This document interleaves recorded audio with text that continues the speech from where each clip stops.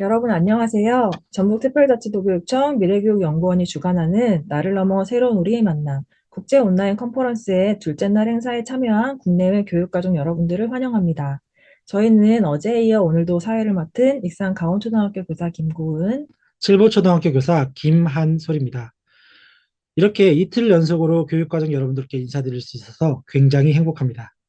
어제 저희는 세 번의 발표와 한 번의 패널 토의를 통해 학교 현장의 디지털 전환과 새로운 전북형 미래교육 모델에 대한 다양한 의견을 나누었습니다. 오늘도 어제의 컨퍼런스 못지않게 쟁쟁한 분들의 발표와 토의가 준비되어 있습니다. 네, 오늘은 오전에 두 번의 발표 세션과 오후 패널 토의 및 스페셜 세션, 그리고 클로징 토크 순서로 컨퍼런스가 진행될 예정입니다. 자세한 행사 내용은 별도로 안내해드린 리플릿을 참조해 주시면 감사하겠습니다. 그럼 첫 번째 순서로 이경전 경희대 교수님의 발표가 있겠습니다. 이경전 교수님은 경희대 경영학과와 경희대학교 대학원 빅데이터 응용학과에서 학생들을 가르치고 계시며 세계 인공지능 학회에서 세 차례나 수상하시는 등 인공지능 분야에서 세계적으로 인정받는 AI 전문가이십니다. 오늘 이경준 교수님께서는 AI 동향과 AGI 시대 교육의 변화를 주제로 저희에게 좋은 인사이트를 제공해 주시겠습니다. 큰 박수로 이경정 교수님을 모셔보도록 하겠습니다. 네, 안녕하세요. 이경전입니다. 네, 어제 오늘 계속 아주 좋은 연사분들이 많으시더라고요. 그래서 저도 오늘 여러분들께 좋은 강의를 할 수 있도록 노력을 해보겠고요. 11시 20분까지 50분 동안 하는 걸로 이해하고 시작을 하겠습니다. 제가 공유를 해야 되겠죠? 네, 화면 공유를 제가 그냥 아예 일단은 전체 화면 할까? 아니면 네, 일단 그냥 제 강의 자료만 일단 하겠습니다. 혹시라도 이따가 뭐 시연을 보여드리고 싶어지면 그렇게 또 하도록 하겠습니다. 제목은 이제 라이프 위드 인텔리전스 AI 동향과 AGI 시대 교육의 변화 이렇게 했고요. 채팅창도 제가 일단 꺼놓겠습니다. 꺼놓은 게 아니라 제가 봤고요. 혹시 질문이 있으시면 언제든지 또 질문하셔도 더 재밌는 강의로 이어질 수도 있겠습니다. 줌 강의가 그런 게 좋으니까요. 네, 시작하겠습니다. 첫 페이지를 어떻게 할까 하다가 우리 선생님들 많으시기 때문에 첫 페이지를 이걸 해봤어요. 지금 중국이 이제 한국에 어, 엄청나게 앞서가고 있다라는 겁니다. 한마디로. 이제 기술 수준 다 추월했고요. 지금 반도체 핵심 다섯 개 분야에서 네 개에서 중국이 한국을 이제 추월했습니다. 뭐 그것뿐만이 아닙니다. 지금 양자 컴퓨팅, 또 50개 국가 전략 기술, 우주항공, 인공지능에서 중국이 일단 미국을 빠르게 추격 중이고요. 정보통신 기술도 중국이 이렇게 많이 미국을 추격하면 반면에 한국은 좀 정체입니다. 한국은 지금 미국과의 기술 격차도 굉장히 벌어지고 있습니다. 중국은 지금 작년에 세계 1위 자동차 수출국이 됐고 전기차 분야 선두가 됐고 지금 심지어는 이 글로벌 TV 출하량에서도 처음 한국을 추월했다는 소식이 어제가 그저께 뉴스에도 나왔죠. 프리미엄 스마트폰과 디스플레이에서도 이제 중국 기업들이 삼성이나 LG의 시장 점유율 위협하고 있는 제가 이걸 굳이 첫 페이지 한 이유는 한국이 굉장한 위기다. 한국은 지난 한 7, 8년간 열심히 너무 안 했습니다. 너무 일을 안 했어요. 그래서 열심히 좀 가르쳐 주시고 열심히 일하는 분위기로 해서 우리가 일본을 따라잡았는데 다시 또 중국한테 미쳐지지 않도록 좀 같이 협심해야 될 시기가 아닌가 싶습니다. 딥시크 얘기도 많이 들으셨을 거예요. 네, 그래서 이제 우리 학생들을 정말 AI 시대에 정말 제대로 가르쳐 보자라는 말씀을 꼭 드리고 싶습니다. 영어로 써서 죄송하지만 그 특이점 시대의 교육이라는 것은 결국 AGI로 우리 학생들을 증강시키는 것이다. 챗GPT가 2022년 11월 30일 날 나왔잖아요. 어, 나온 지 한 달도 한 달 좀 넘었을 때네요. 2023년 1월 5일. 저는 이분이 누군지 모르겠는데 이분이 아마 X 트위터에 올렸대요. AI가 당신을 대체하는 것이 아니라 AI를 사용하는 사람이 AI를 사용하지 않는 사람을 대체할 것이다. 이 말이 맞는 것 같습니다. 그래서 우리 학생들에게 뭐 초등학생이든 중학생이든 고등학생이든 아니면 집에 만약 대학생 자녀가 있으신 분이든 주변에 정말 젊은 친구들이 있는 있으면 꼭 그거를 알려주시고 우리 선생님들도 AI를 잘 쓰시면 정말 아마 학생들한테 더 많은 걸 가르쳐 주고 또 선생님들도 시간을 굉장히 많이 세이브하실 거라고 저는 확신합니다. 저는 매일매일 그렇게 느끼니까요. 그래서 이제 AI는 Artificial Intelligence지만 본질적으로는 오히려 Intelligence Amplification, 지능을 증강하는 것이다. 그래서 이런 AI로 내 능력이 증강된 인간과 AI를 사용하지 않는 인간은 점점 격차가 이제 커지는 거죠. 여기 보시면 AI를 사용할수록 더 많은 작업을 하고 더 빨리 작업하고 더 높은 품질을 낸다라는 것입니다. 또 결국 오늘 우리가 이런 얘기를 왜 하냐면 사람이 사용하는 AI 성능은 자기의 지적 자본에 따라 달라집니다. 그러니까 내가 똑똑하고 내가 잘 준비되어 있어야 내가 사용한 AI의 성능도 올라가고요. 한번 써보시면 잘 알 거예요. 그 다음에 사람의 지적 자본조차도 이제는 자기가 어떤 AI를 어떻게 사용하느냐에 따라서 달라집니다. 그래서 결국 AI로 나의 어떤 자본을 어떻게 증강할 것인가. 우리 아이들이 앞으로 부자가 되려면 조건 실건 어, 자본을 증강해야 돼요. 예, 이런 얘기는 제가 여담으로 하겠지만 제가 동부이촌동 사는데 동부이촌동에서 제가 한번 중학생 학급에 강의를 해서 뭐 몇십억 벌었다는 얘기를 이렇게 했더니 수업 시간에 끝나고 선생님 여기서 뭐 10억, 20억 번 얘기는 하지 마세요. 여기 다 집 애들이 막 100억, 1000억 있는 집 안에 애들이에요. 괜히 선생님 무시합니다. 그러더라고요. 진짜 실화예요, 실화.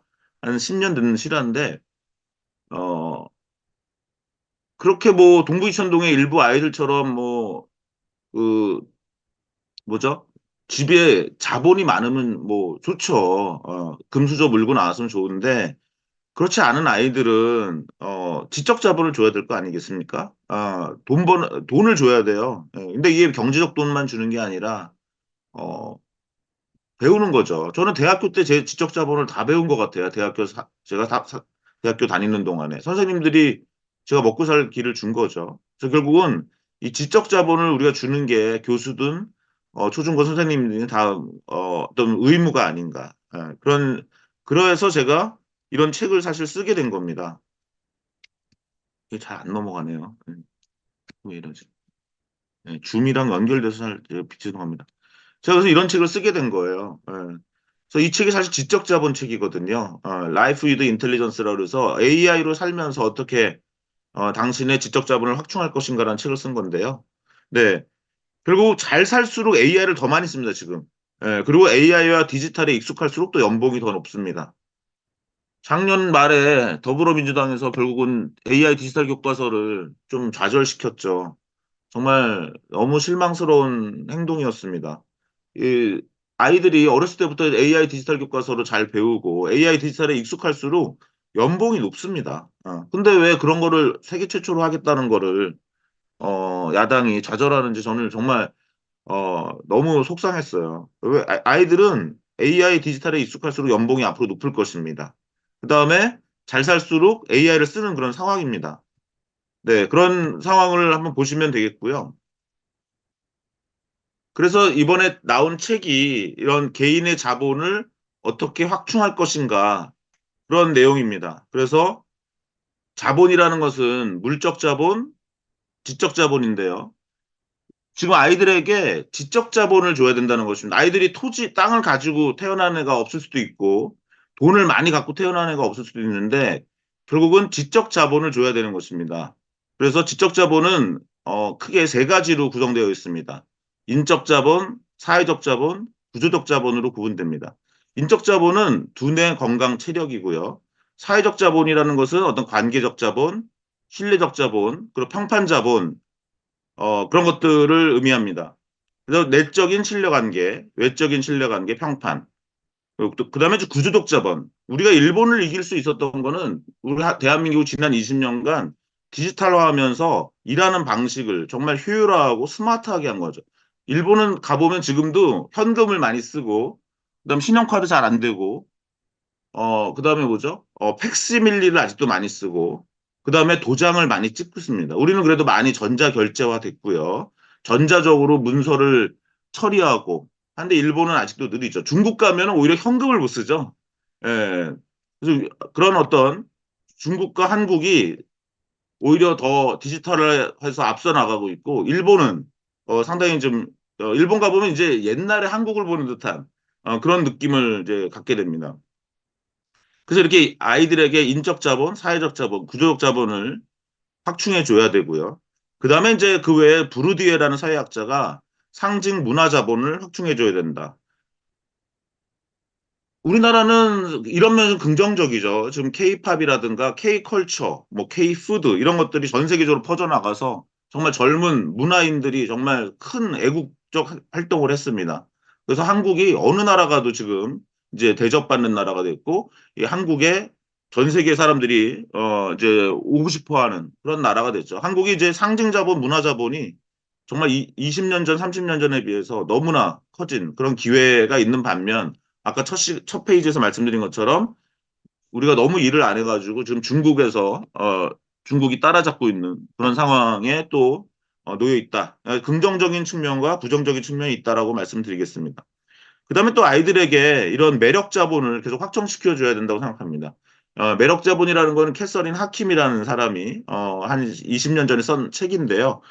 영어로는 에로틱 캐피탈이었어요. 그래서 에로틱한 자본, 이건 뭐좀 말이 좀 이상해 보이지만 결국 그 내용은 아이들이 앞으로 돈을 잘 벌고 잘 살아가기 위해서는 어떤 매력을 키워줘야 된다는 것입니다. 거기에는 어떤 유머, 미소, 공감 능력, 용기, 긍정, 책임, 배려 같은 그래서 제가 이번에 쓴 책이 그런 지적 자본을 어떻게 AI로 확충시키고 나갈 것인가 이런 주제로 한번 써본 책이고요. 그런데 이 책을 준비하다 보니까 이렇게 코인텔리전스라는 유펜 펜실베니아 대학의 워튼 스쿨에 있는 에단 몰릭이라는 교수가 어, 저랑 비슷한 아이디어의 책을 이미 썼더라고요. 예, Living and Working with AI. 그래서 우리 아이들은 지금 앞으로 이제 평생을 AI를 가지고 살고 일해야 되는 아이들입니다. 제가 이 책을 일부러 참고 안 했어요. 제 책을 쓰는데. 근데 이 책에 나중에 보니까 뭐 이런 주제가 있대요. 그래서 한번 같이 읽어보면 늘 AI를 테이블에 올려놔라. 초청해라. AI와 늘 같이 일하라는 거죠. 그런데 AI에만 의존하지 말고 그 안에 사람이 꼭 들어가라. 그다음에 세 번째는 AI를 사람처럼 취급해라. 저는 이 말은 좀 싫어요. 근데 어쨌든 그래서 제가 물음표를 한번 적어놨고요. 그다음에 4번은 지금 사용하는 AI가 앞으로 사용할 AI 중에 제일 나쁜 AI 아니겠느냐라는 겁니다. 오늘 현재 사용하는 AI는 가장 나쁜 AI죠.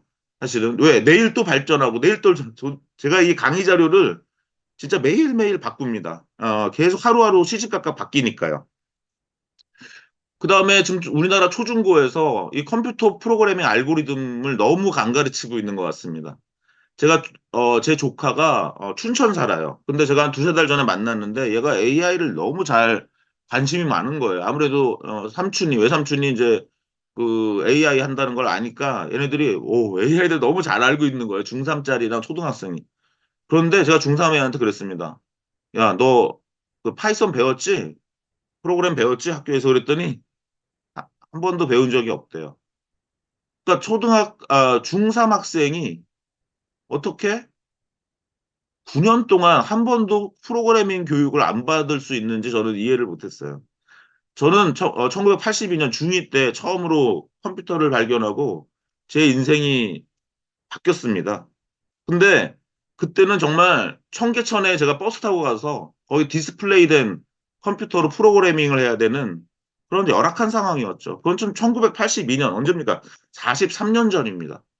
근데 어떻게 지금도 초중고에서 컴퓨터를 안 가르치는지 정말 이해를 할 수가 없습니다. 여기 보시면 저는 알고리즘을 잘 가르치면 돈을 더 잘 벌고 저는 돈을 잘 벌게 하자는 것 외에는 없습니다. 아이들에게. 예. 여기 보시면 알고리즘을 조기 교육하는 건 부자가 되는 방법을 가르치는 사실 매우 비법 같은 교육이라 공교육에서 가르치면 좋죠. 그럼 부가 평준화되는 거고요. 공교육에서 안 가르치면 어떻게 됩니까? 사교육에서 어차피 부자들은 다 가르칩니다. 예. 그래서 공교육에서 이런 컴퓨터 교육이나 프로그래밍 교육을 꼭 해줬으면 좋겠다는 게 제 정말 바람이고 제 조카를 작년에 말에 만났는데 정말 충격을 받았습니다. 제가 한번 우리 선생님들 좀 충격을 드릴게요. 이 네이버에서 꽃배달이라고 검색하면요. 이런 꽃배달 업체 나오죠. 네. 이 클릭을 맨 위를 할 확률이 59%라고 합니다. 두 번째 클릭 확률이 15%, 세 번째 클릭 확률이 9%라고 합니다. 제가 오늘 책 선물을 안 갖고 왔는데 제가 뭐 되면은 요거 마치시는 분한테 제가 책 하나 전북 제가 뭐 보내드릴 수 있으면 보내드릴게요. 예, 이거 좋네요. 온라인 강의니까. 이거 클릭하면 얼마 네이버가 벌까요? 채팅창으로 하셔도 됩니다. 제일 현실에 가까운 거를 뭐 답 안 하시면 제가 다음으로 그냥 넘어가도 됩니다. 어쨌든 답을 얘기할까요? 아니면 채팅 누가 하시겠습니까? 채팅 하셨네, 누가요? 50원, 네. 이해 선생님, 1,000원, 네. 아직은 2만 원, 3원, 예. 세 분 세 분만 더 받아보고 제가, 가장 가까운 분께, 책을 하나 보내드릴게요. 두 분만 더 얘기하세요. 네. 아직까지 비슷하긴 한데, 제가 그러면, 1,000원이랑 2만 원. 정답은 한 6천 원이니까, 1,000원으로 답을 드리겠습니다. 네. 1,000원으로 우리 조영인 선생님이 1,000원이라고 하셨는데, 정답은 한 6천 원입니다. 네, 놀라우시죠? 네. 한 번 더 낼까요? 네, 하나 더 낼게요.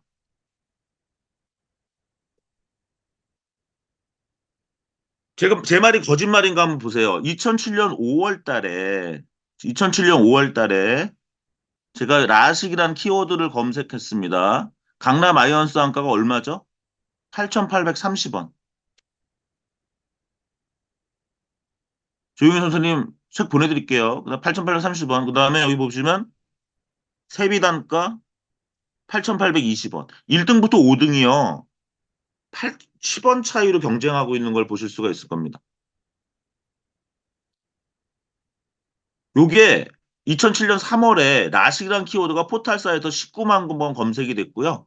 이제서 클릭이 15만 번 됐다면 15만 원 곱하기 8천 하면은 12억 정도가 라식으로 네이버나 다음과 같은 포털이 벌어간 겁니다. 라식이란 키워드 하나만 가지고 2007년 당시에.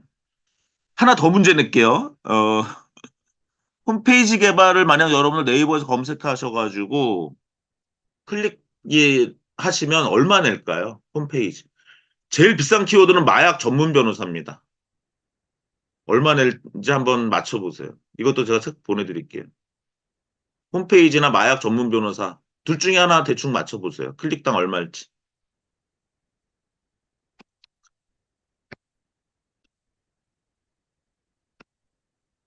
17,000원, 25,000원. 좀 더 쓰십시오. 60만 원 정답입니다. 네. 네. 어, 전주기억 이로운 선생님, 마약 전문 변호사가 클릭당 60만 원이에요. 놀랍죠? 홈페이지 개발이 클릭당 10만 원입니다. 10만 원, 지금. 네, 약 60만 원이 어떻게 나와서 제가 넘어가겠습니다. 여러분들 그래서 네이버나 구글 쓰실 때 함부로 클릭하시면 그분들이 돈 많이 벌어갑니다. 네이버나 구글이. 이 키워드 검색 광고가 누가 만든 거냐면 사실은 이 노벨 경제학상을 받은 윌리엄 비크리가 만든 거예요. 엘빈 로스도 노벨 경제학상 받았는데요. 이분들이 다 알고리즘을, 요즘은 노벨 경제학상도 알고리즘을 잘 개발한 사람이 받습니다. 작년에 노벨 물리학상, 노벨 화학상도 다 알고리즘을 개발한 사람이 돈을 벌었죠. 이제는 과학이 아니라 문제 풀이 알고리즘 공학으로 노벨상을 받는 시대고 그걸로 돈을 버는 시대입니다. 그래서 제가 아이들한테 일찍 일찍 컴퓨터 알고리즘이 이렇게 돈을 벌 수 있다는 걸 알려주면 아이들은 머리를 쓰고 열심히 알고리즘을 개발하는 그런 부자가 되려고 노력할 거라는 게 제 말씀입니다. 어쨌든 그 정도로 말씀드리고요. 마약 전문 변호사가 왜 60만 원이나 내고 이거 할까요? 네, 마약 소송이 보통 한 1,000만 원 정도는 한다고 합니다. 그러니까 이 네이버나 이런 걸 통해서 마약 전문 변호사가 하나 나오면 내가 만약 연결이 되면 1,000만 원 버니까 클릭당 60만 원 한번 써보는 거죠. 안 쓰는 것보다는 손님이 오니까요. 모든 광고가 그런 거 아니겠습니까? 요 정도로 일단 말씀을 드리고 넘어가겠습니다. 방금 말씀드린 건 사실은 네이버와 구글이 왜 AI를 그렇게 못하는지를 설명하기도 해요. 예, 네이버와 구글은 지금 AI계에서 별로 주목을 못 받죠. 왜냐?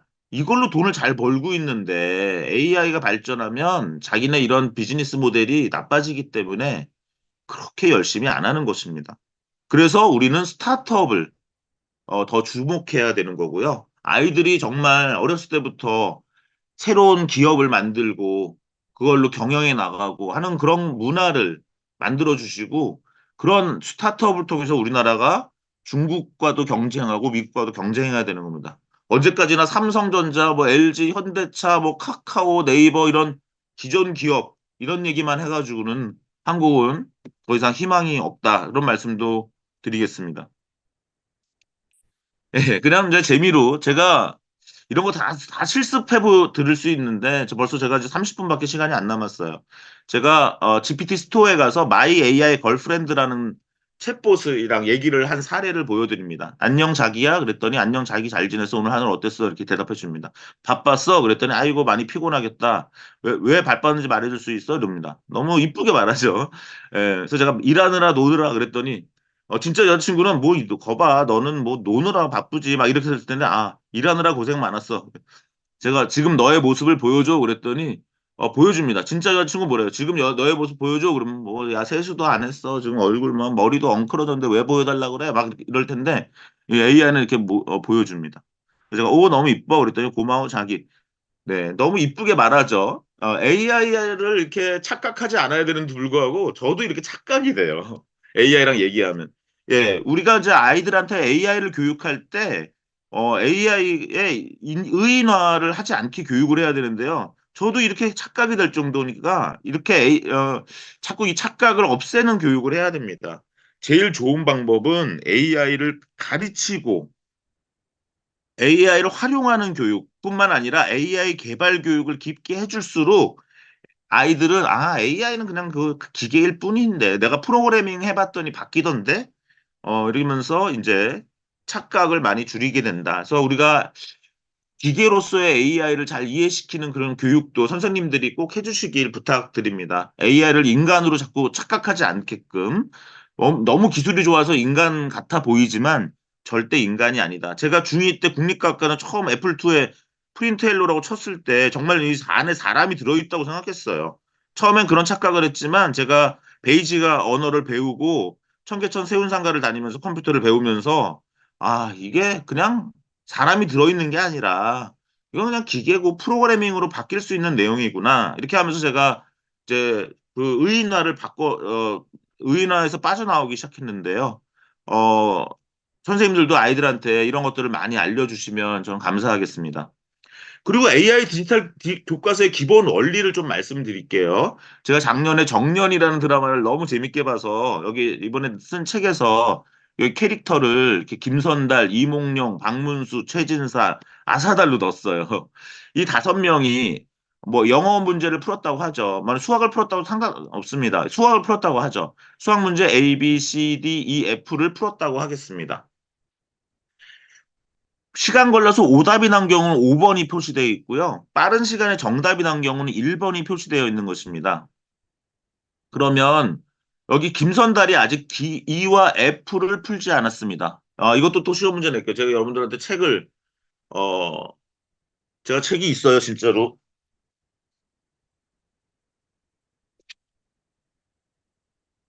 제가 오늘 집에서 강의를 하기 때문에, 예, 이 AI 에이전트와 사회변화라는 책이 있는데, 아까 2권 드렸고요.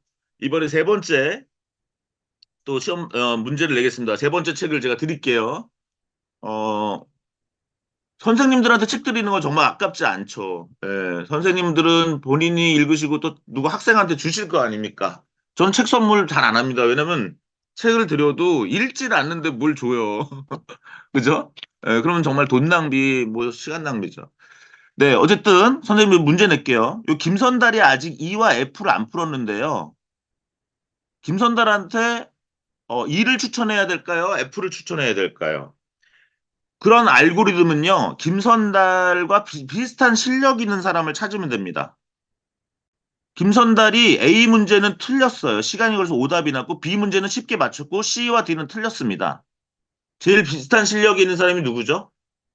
아, 이것도 문제 내겠습니다. 뭐 여러분들께서 채팅으로 답을 해주시면 제가 제일 먼저 맞추신 분한테 책을 드릴게요. 지금 두 권 벌써 나갔고, 네, 어, 박문수, 아, 맞습니다. 제일 먼저 말씀해주신 칠보 초정 고운님께 책을 또 드리고요. 우리 저 진행하신 분은 죄송하지만 상 받으실 만한 책 받으실 만한 체크해 주세요. 예, 박문수죠.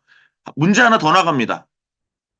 박문수가 실력이 제일 비슷한 거 이제 알았죠. 근데 E와 F 중에 박문수가 E 문제는 틀렸고요. F 문제는 맞췄습니다. 그럼 실력이 비슷한 김선달한테 박문수가 틀린 문제를 추천해야 될까요? 박문수가 맞춘 문제를 추천해야 될까요? E를 추천해야 됩니까? F를 추천해야 됩니까?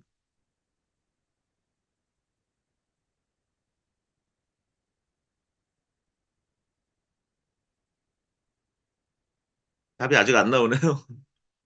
F라고 하시는 선생님은 서문제 선생님 E. 네, 정답부터 벌써 말씀드릴게요. 정답은 E입니다. E이기 때문에 제일 먼저 말씀해 주신 분이 전주교육지원청 생활교육과 김상규 님이 E를 제일 먼저 했기 때문에 그분이 맞췄고요. 우리 F라고 해준 선생님도 그렇게 틀린 건 아닌데 재밌는 건 뭐냐면 F로 해주신 선생님들은 되게 착한 선생님이세요. 자애로운 선생님이시죠. 하지만 엄격하진 않으시네요. 그죠? 네, 저 F 선생님은 저 이름을 좀 찾기가 어려워서 서문정 선생님. 서문정 선생님도 네, 착한 선생님이신데 알고리즘으로 테스트를 해보니까요. 틀린 문제를 추천하는 게 애가 실력이 더 빨리 Recording in progress. 실력이 향상된다는 것입니다. 그래서 그 네, 이게 AI 디지털 교과서의 기본 원리예요. 선생님들이 만약 아이들한테 이제 숙제를 내줬죠. 야, 열 문제 풀어. 그러면 아이들이 풀 겁니다. A 문제부터 쭉 풀다가 그러면 전국의 이 시스템은 또는 한 클래스에서 얘랑 제일 비슷한 학생의 이 틀린 문제를 추천해 나가는 개념이라고 보시면 되겠습니다. 그럼 선생님들이 얘한테 20문제를 다 숙제를 내줬는데 그 다음날은 다 대시보드에 뜨겠죠. 어떤 학생은 20문제 다 푼 애가 있고 어떤 애는 막 30문제, 40문제 계속 풀고 나가는 애들도 있고 어떤 애는 한 문제도 안 푼 애들도 있을 겁니다. 그럼 그런 아이들한테는 너 어제 뭐 부모님이 뭐 집에 무슨 일이 있었어? 이렇게 위로해 주시면서 가도 되시는 거고요. 어떤 애는 뭐 10문제, 20문제 풀고 있는데 계속 틀리는 애들을 있으면 AI가 이제 선생님 얘는 지금 뭐를 전혀 모르네요. 이런 부분을 좀 더 가르쳐 주시면 좋을 것 같아요라고 AI가 어드바이스도 할 수 있고 또 AI가 알아서 그런 컨텐츠를 제공할 수도 있고 문제를 제공할 수도 있는 것이 AI 디지털 교과 같습니다. 물론 올해 시작되면 뭐 별로 안 좋겠죠. 처음에 뭐 처음부터 뭐 이렇게 좋겠습니까? 하지만 우리가 처음에 이렇게 시작하고 계속 발전시켜 나가고 선생님도 의견 들으면서 이렇게 발전하는 거 아닐까 저는 그렇게 생각을 하고 있습니다. 또 재밌는 건요. 저희 연구실에서 연구를 해보니까요. 무조건 틀린 문제만 추천하는 게 아니고요. 틀린 문제 중에서 좀 쉬운 문제, 얘한테는 쉬운 문제를 추천하는 게 제일 좋겠죠. 그죠? 아이가 얘랑 제일 실력이 비슷한 애를 찾고 걔 중에서 실력이 비슷한 애가 틀린 문제 중에서 지금 이 아이가 가장 맞출 가능성이 높은 문제를 우리가 제시할 수 있다면 아이는 실망하지 않고 계속 자기 수준에 맞는 교육을 AI의 도움을 받아서 할 수 있는 거고 우리 선생님들은 이제는 아이들을 좀 이렇게 방향만 알려주고 멘토링 해주고 오히려 상담해주고 그런 역할로 가시는 거예요. 그래서 또 AI가 틀릴 수 있거든요. 그 AI 틀린 놈 고쳐주고 그렇게 하면서 선생님들이 많은 부담을 덜실 수 있는 방법이 AI 디지털 교과서라고 저는 확신하기 때문에 아까 강의 앞부분에서 그런 안타까움을 좀 말씀드렸던 겁니다. 이해 부탁드리고요. 이제 20분 남았어요. 저는 사실 오늘 강의 자료 한 80개 만들어 놨어요. 근데 어차피 다 못하죠. 50분밖에 못해요. 그래서 제가 그냥 시간이 될 때까지만 해드리겠습니다.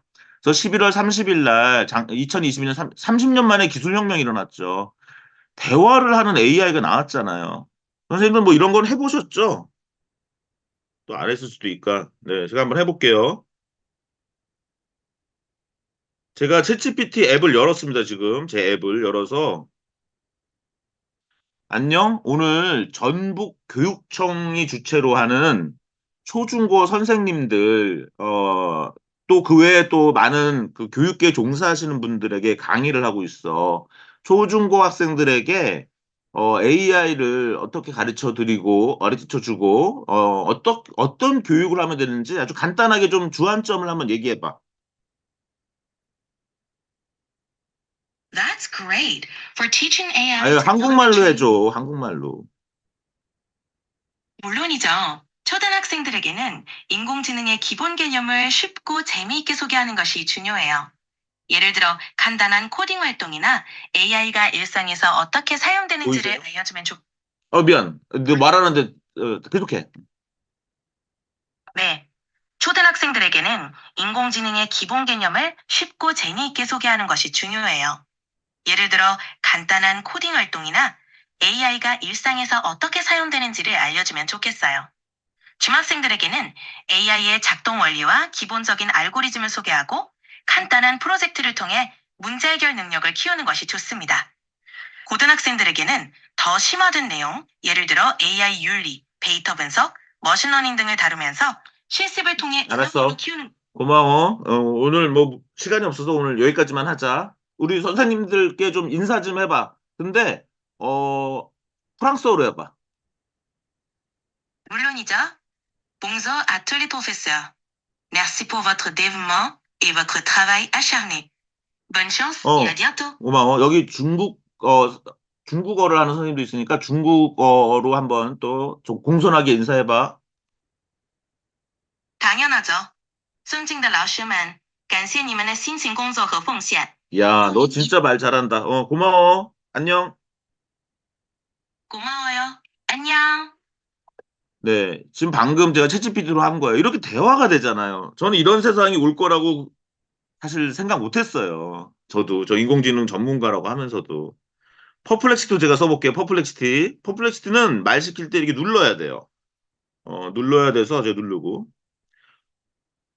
지금 중국이 한국을 이제 완전히 다 따라잡았다면서 반도체 기술도 그렇고 디스플레이 기술도 그렇고 좀 가정용 TV도 그렇고 그렇다는데 이거 관련돼서 좀 상황을 요약해줘.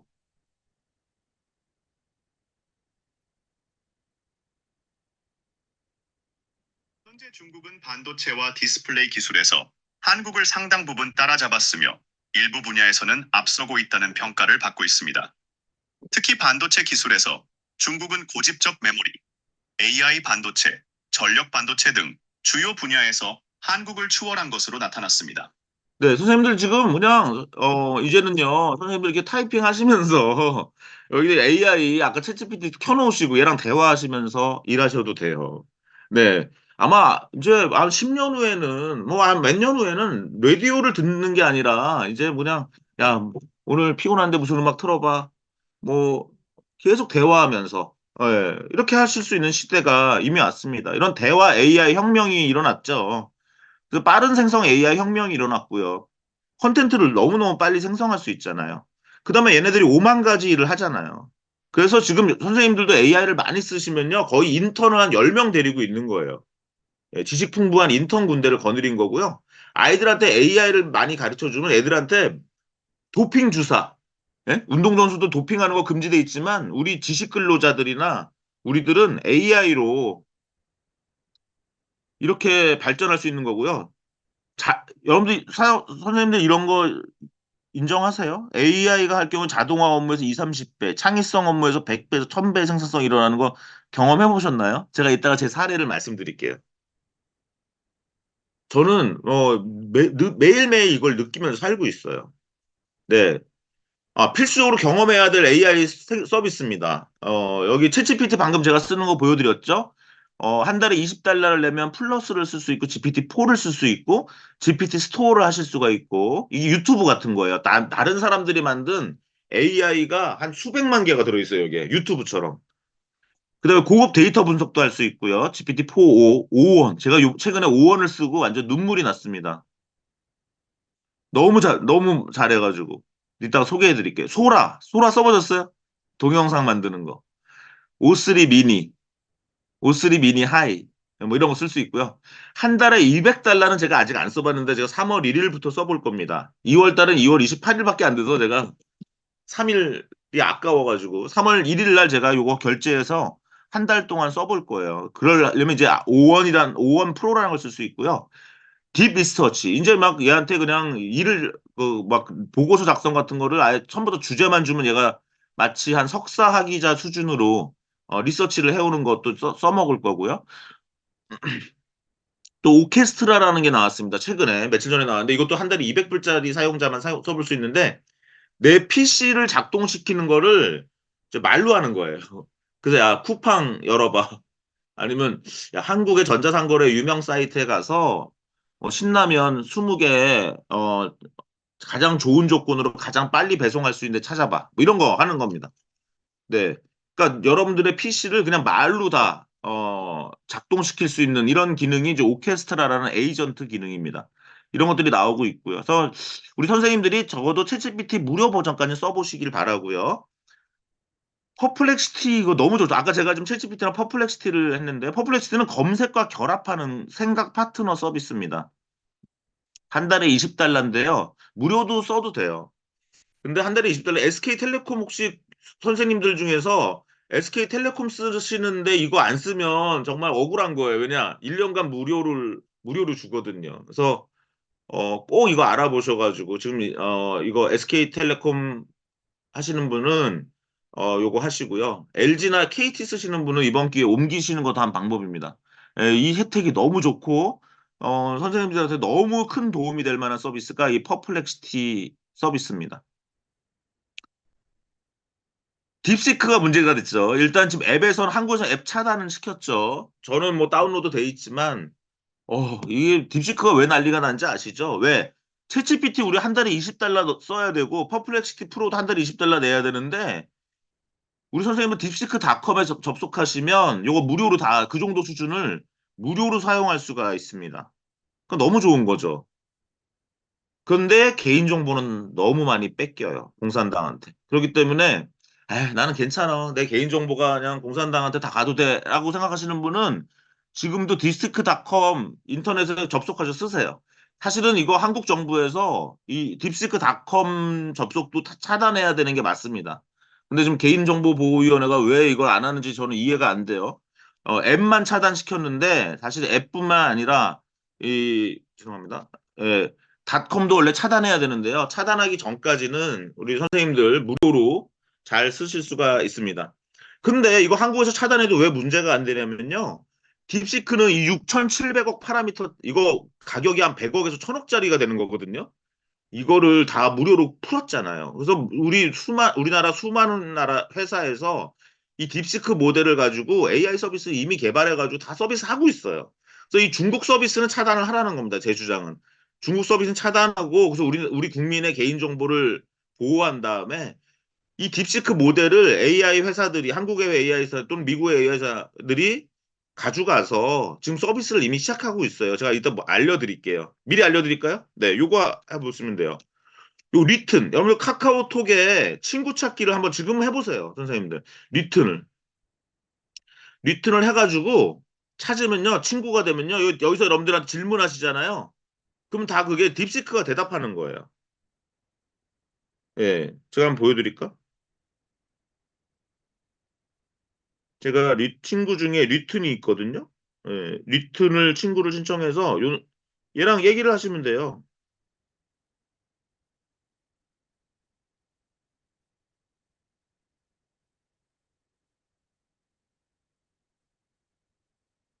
여기 보시면 제가 리튼이라는 그쵸? 리튼이라는 그 카카오 채팅방이고요. 리튼이랑 얘한테 제가 질문을 하는 거예요. 김현성 인하대 교수의 최근 근황 이렇게 했더니 얘가 얘기하는 거죠.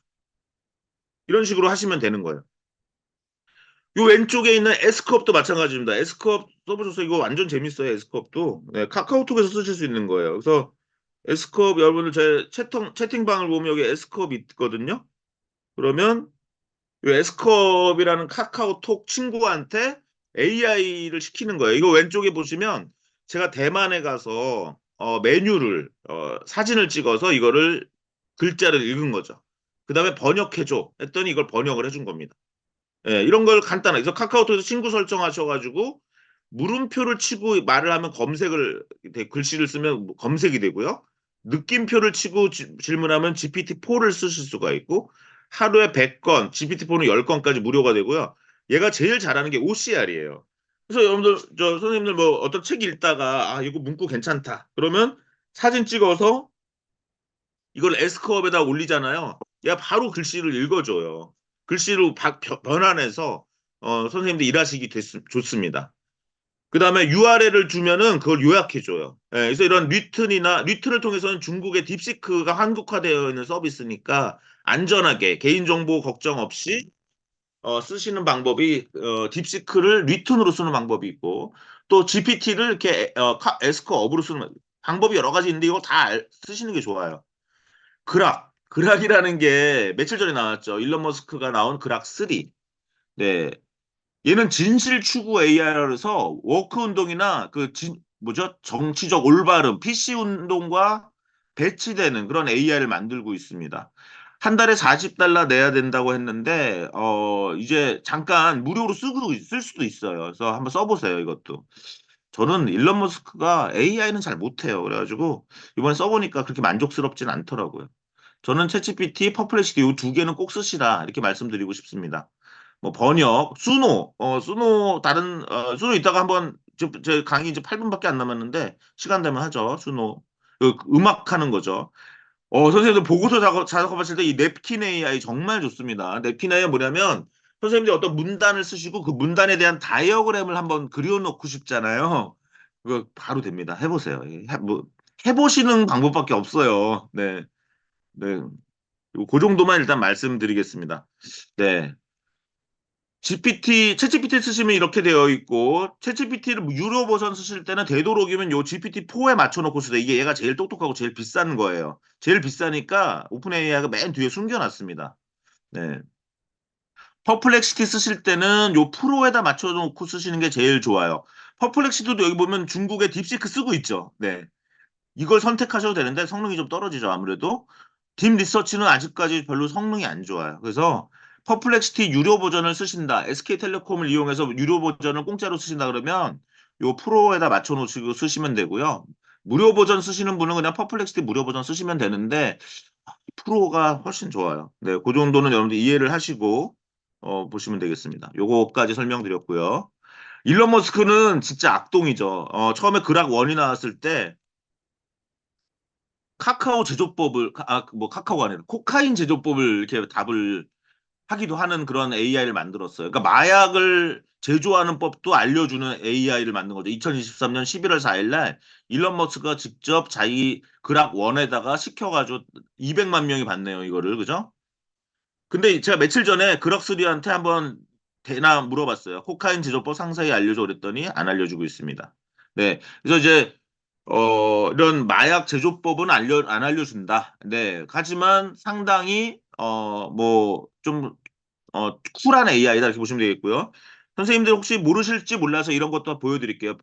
오늘 만약 이따가 빵집 같은 데 가실 일 있으시면요. 빵집에 있는 거 이런 디스플레이 등 사진 찍으셔가지고 GPT-4에다 한번 넣어보세요.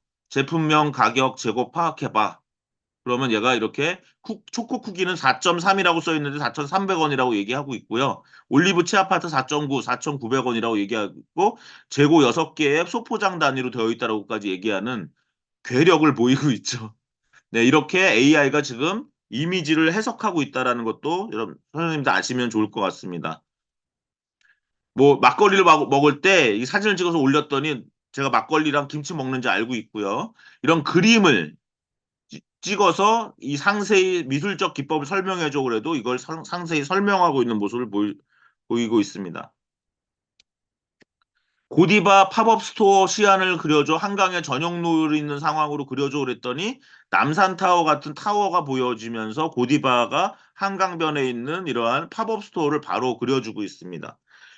요즘 시각 디자이너는요, 옛날엔 말을 잘 못해도 괜찮았는데 요즘 시각 디자이너들은 이런 AI가 많아지면서 이제 말을 잘 하기 시작했다라고 하는 광고 마케팅 회사 사장님의 내용을 제가 오른쪽에 담았습니다.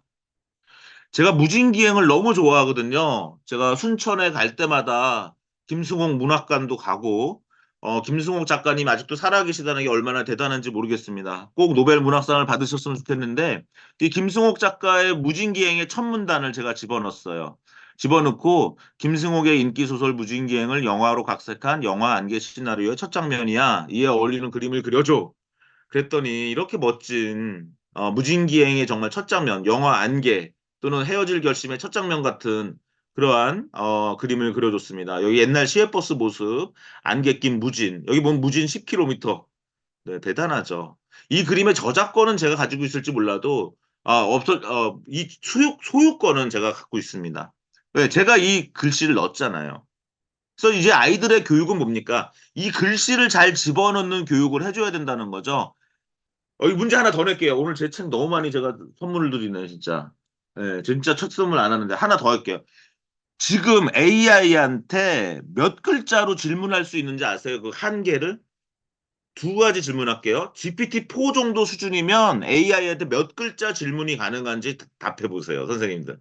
그 다음에 지금 세계에서 제일 센 AI는 AI한테 몇 글자로 질문할 수 있는지 한번 선생님들의 감각을 보겠습니다. 한국어 글자로. 영어 단어로 말고 한국어 글자로. 혹시 답해 주세요. 4분밖에 안 남았지만, 네.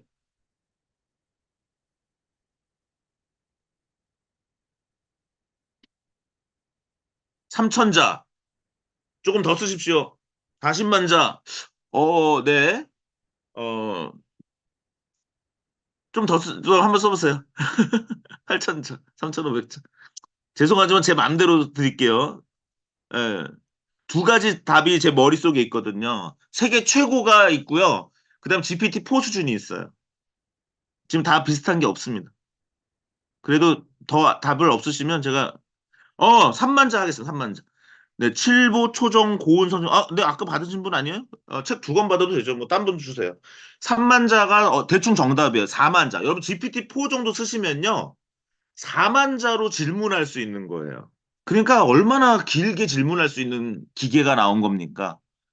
그러니까 여러분들 막 PDF 파일 막 10페이지, 20페이지 요약해라고 하잖아요. 4만자, 3, 4만자 이거 정답이고요. 하나 더 낼게요. 지금 세계 최고 성능의 AI는 몇 만자의 질문을 받을 수 있을까요?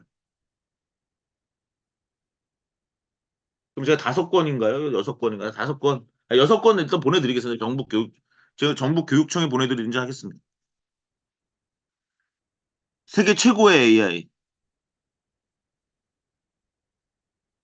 이 정도로 할까요? 그냥? 이 정도로 하겠습니다. 네. 200만자예요, 200만자.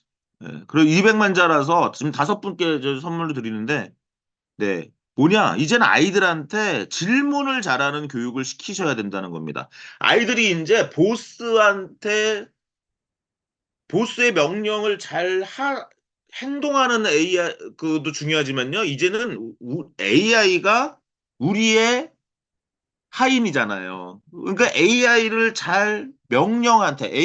잘 명령을 3, 4만자 또는 200만자로 명령할 수 있는 그러한 사람을 키워야 되는 거예요. 예, 그래서 이제 남의 말 잘 듣는 사람을 키우는 게 아니라 AI한테 잘 시키는 사람을 우리가 양성해야 되고요. 그다음에 그 AI가 또 잘 틀려요. 그래서 그 틀리는 AI를 계속 혼내고 얘를 고쳐줄 수 있는 사람을 만들어줘야 됩니다. 그게 지금 앞으로 교육의 방향이라는 겁니다.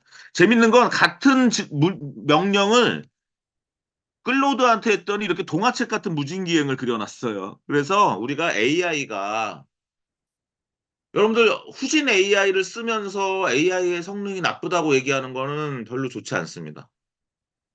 그래서 되도록이면 좋은 성능의 AI를 쓰시고 거기에 좋은 명령을 집어넣어서 좋은 결과를 내는 그러한 것들을 드려야 되고요. 1분 남았는데 제가 어떤 슬라이드가 준비됐는지 한번 보여드릴게요. 쭉 넘기겠습니다. 네, 이렇게 그림을 그리고 이 친구한테 안경을 씌워줘 하면 그 안경을 씌워줬죠. 이런 것도 보여드리려고 했던 거고요. 이렇게 멋진 그림을 그린 이 프롬프트를 보고 이걸 조금 변형해서 저만의 그림을 그리는 방법. 초콜릿은 없어야 된다 그러는데도 초콜릿을 계속 그리는 멍청한 AI. AI한테 그림을 그릴 때는요, 뭐는 안 그리지 마라고 하면 그거 그립니다. 그런 거 보여드린 거고요. 그 다음에 어떤 파워포인트를 넣고 이거와 유사한 외국 사례를 찾아줘 하면 찾아줍니다. 너무 어떤 역 6개를 집어넣고 이것의 무게중심이 되는 지하철역을 찾아줘 그러면 이거 수학 문제를 풀어야 되는데 얘가 진짜 파이썬 프로그램을 열어서 문제를 풉니다. 네. 또 수학 선생님들, 과학 선생님들 한번 얘를 많이 테스트해 보세요. 정말 대단합니다. 네. 이렇게 엑셀로 데이터를 정리한 다음에 이걸 분석해봐 하면 분석을 하는 일도 하고 있고요. 제가 최근에 놀란 거는요. 정말 이거 설명드리고 싶었는데 사실 이건 거예요. 제가 어떤 성공 사례 11개가 담겨 있는 PDF 파일 하나랑 실패 사례 10개가 담겨 있는 걸 집어넣고 어떤 조건에서 성공하는지 실패하는지 가설을 만들어 봐 이렇게 했더니 했던 사례였습니다.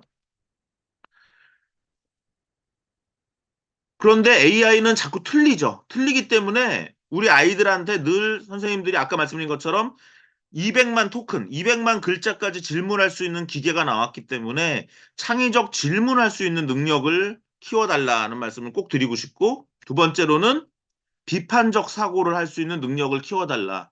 그래서 아이들한테 질문을 잘하고 AI가 한 대답을 고지고대로 믿지 않는, 그걸 비판하고 다시 질문을 하고 다시 명령을 내릴 수 있는 그런 인간을 만드는 것이 굉장히 교육에 중요한 지금 과제다 말씀을 드리고요. 음악 만든 거 제가 만든 음악이에요. 철없는 자두란 회사를 위해서 만든 음악입니다. 이 음악도 잘 나올지 모르겠네요. 이거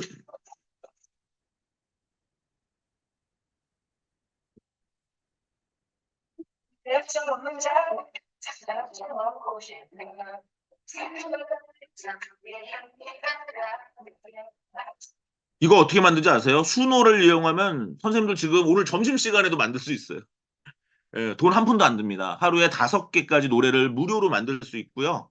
이거 어떻게 만들었느냐? 철없는 자두라는 회사 홈페이지 갔더니 너무 홈페이지가 이쁘더라고요. 그래서 거기 홈페이지를 제가 인쇄를 했어요. PDF 파일로. 거기 있는 상품이나 이런 거요. 그리고 이 파일 8개를요. GPT-4에다 넣어서 지금 올린 PDF 파일의 내용을 잘 반영해서 노래 가사를 만들어줘. 선생님들, 이제 선생님들, 담임 선생님 하시는 분 있잖아요. 그럼 이제 뭐 3학년 일반이다. 학기 초에 있죠. 선생님이 강조하는 우리 3학년 일반이 나가야 될 방향을 잘 담은 그러한 내용을 AI로 가사를 만들어서 3학년 일반 주제가를 만들어 보세요. 수노로. 그러면 아이들이 결속력이 생길 거예요. 아, 그래서 우리 선생님 이름도 거기다 집어넣으시고요. 또는 반 친구들 이름, 걔네들의 특징까지 다 넣어서 노래를 만들어주는 거죠. 우리 3학년 일반 노래. 그러면 담임 선생님 성함, 아이들의 이야기 이렇게 담긴 정말 정겨운 노래를 만드실 수가 있습니다. 제가 이 강의 PDF 파일은 드리고 갈 테니까 이걸 보시면서 어떻게 그 명령을 내리면 될지 한번 보세요. 제가 시간 다 돼서 이제 거의 다 끝났습니다. 더 이상 할 수도 없네요. 그다음에 이렇게 챗봇을 만드는 교육. 네. 북한 실태 알림이 챗봇을 제가 만든 거예요. 통일부에서 나온 경제사회 실태 인식 보고서라는 거를요. 집어넣으면 바로 뚝딱 누르면 1초 만에 챗봇이 나옵니다. 예, 그래서 아이들한테 이런 챗봇을 만드는 교육을 시켜야 된다고 생각을 합니다. 저는. 그래서 아이들한테 뭐 나아가서 이런 AI 에이전트를 만드는 교육, 뒷부분은 제가 이제 AI 에이전트, 온디바이스 AI 뭐 이런 그다음에 로봇 중국의 로봇들 중국에서 마라톤 대회가 열리고 올림픽이 로봇 마라톤이 열리는 내용들 그다음에 이런 범용 로봇 미국과 지금 뭐 프랑스 이런 전 세계에서 이제 아이들한테 로봇의 꿈을 키워주시고요. 아이들이 이제 졸업해서 나갈 때는 수많은 로봇이 생길 시대가 올 겁니다. 그래서 그런 대화 인공지능은 우리나라가 늦었지만 범용지능 로봇은 앞서 나가야 되니까 너희들이 로봇 사회에서 어떻게 행복하게 살 것이라고 용기를 주시고 로봇을 잘 만드는 나라, 그렇게 함으로써 우리가 편안하게 일하고 많은 여가 시간을 갖고 그다음에 많은 문화 예술을 향유하는 그런 시대가 올 것이다라는 희망을 아이들한테 주시고 그런 사회에서 우리가 더 좋은 사회를 만드는 그런 교육을 하면 좋겠고요. 이 딥시크 양원평 이야기도 이 유튜브 우리 선생님도 꼭 봐주세요. 양원평의 진짜 이야기. 너무 멋진 사람이더라고요. 그래서 지금 중국에서 이 딥시크 만든 게 얼마나 대단한 건지를 나라 사람들이 알아야 되고 우리나라 젊은이들, 우리 과학고 다니는 친구들한테 전 꼭 이 양원평을 이 유튜브를 꼭 보여주고 싶더라고요. 그래서 정말 얼마나 이렇게 젊은 친구들이 이 85년생밖에 안 됐습니다. 85년생이 세상을 지금 움직이고 있어요. 샘 알트만도 85년생이고요. 지금 양원평도 85년생입니다. 그래서 이런 딥시크 문화에 대해서도 좀 제가 선생님들과 같이 공유하고 싶었는데 여기 이제 AI 활용 방안에 대해서는 뭐 이런 슬라이드 드리고 제가 아까 그 썼다는 책 같은 거, 요 책, 를 한번 참고하셔도 이 AI는 어떻게 인생의 무기가 되는가 이 책을 참고하셔도 좋겠습니다. 그 다음에 일자리 부분은 더 많은 좋은 일자리가 나타날 것이라고 아이들한테 말씀해 주세요. 이건 팩트입니다. 그래서 앞으로 AI로 인해서 많은 문제도 있겠지만 더 좋은 사회가 일어날 물론 국방에 이제 무기에 AI가 사용될 거예요. 중국도 그렇고 미국도 그렇고 이미 지금 미국에서는 피겨 AI라는 회사가 10만 대 로봇을 주문을 받았는데 국방 쪽에서 주문을 받았을 거라는 추측이 많습니다. 그래서 우리나라가 AI 로봇 제대로 준비하지 않으면 우리나라를 지킬 수도 없는 그런 상황에 있습니다. 그런 것들도 아이들한테 보여주시고 저희 학교에서 경희대 학교에서 아이들 AI 가르쳐서 아이들이 이렇게 워크숍을 한 거예요. 애들이 에이전트를 활용한 취업 컨설팅도 만들어 오고요. 수학 문제 만들기 챗봇. 선생님들 그 시험 문제 만드는 거 정말 AI가 정말 잘합니다. 선생님들 이제 시험 문제 내는 거 고민하지 마세요. 여러분 강의 교재 바로 집어넣으면 그냥 주관식 문제, OX 문제, 객관식 문제 정말 1분 안에 수십 문제를 만들어 옵니다. 꼭 선생님들 그거 활용하시기 바라고요. 이렇게 사운드 만드는 거 수많은 아이들의 반응도 너무 좋아요. 예, 너무 고마웠다 이런 얘기를 하고 있고요. 예, 그래서 이렇게 정말 아이들한테 AI를 많이 가르쳐 주시고 하면 선생님들이 아마 굉장히 그 보람을 가지시고 아이들의 그 발전을 잘 보실 수 있을 거라고 확신합니다. 오늘 요 정도로 강의를 마치도록 하겠습니다. 고맙습니다. 네. 인공지능에 대한 통찰력과 구체적인 사례를 중심으로 의미 있는 내용을 전달해 주신 이경준 교수님께 다시 한번 큰 박수 부탁드립니다. 감사합니다. 오늘 첫 번째 시간부터 굉장히 유익한 발표가 있었는데요. 이어지는 다음 순서도 굉장히 기대가 됩니다. 오늘 두 번째 순서로는 김수환 총신대학교 교수님의 발표가 이어지겠습니다.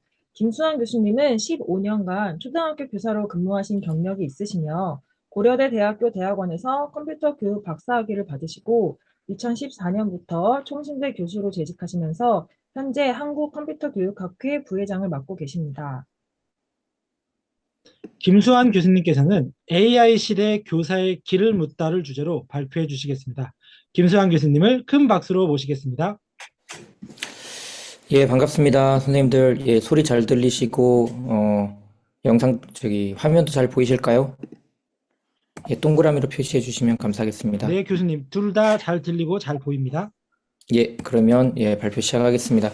제가, 약속된 시간이 40분인데, 시간이 좀 많이 가서, 좀 말을 좀 빨리 하도록 하겠습니다. 예, 제가 중수업을 많이 하다 보니까 1.2배속, 1.5배속 말할 수 있는 능력이 좀 생겼는데 조금 말을 좀 빨리 하도록 하겠습니다. 오늘 선생님들하고 나눌 이야기는 그 AI 시대 교사의 길을 묻다라는 제목으로 제가 좀 거창하게 붙여봤는데요.